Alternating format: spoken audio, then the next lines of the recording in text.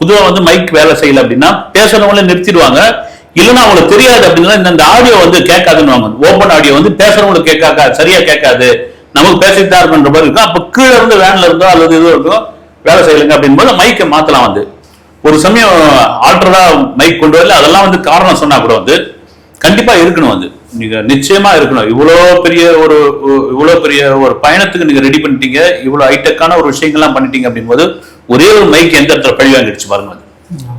இது ரொம்ப இதுவான விஷயம்.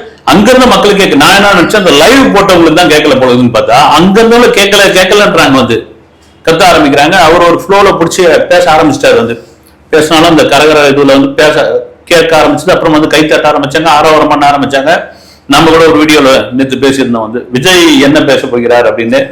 மறுபடியும் வந்து பாசிசம் பாயாசம் அப்படின்னு, கொள்கை எதிரி அரசியல் எதிரி இதுதான் பேசிட்டு போயிடுவாருன்னு நிச்சயமா ஒரு ரூட்டை பிடிச்சிட்டாரு. அந்தந்த தொகுதி, அந்தந்த மாவட்டம், அந்தந்த பகுதியில் என்னென்ன பிரச்சனைகள் இருக்கிறது, அந்த பிரச்சனையை தான் கையில் எடுத்து பேச போகிறாருன்னு திருச்சியில பேசின ஒரு விஷயமே தெரிய ஆரம்பிச்சிச்சு.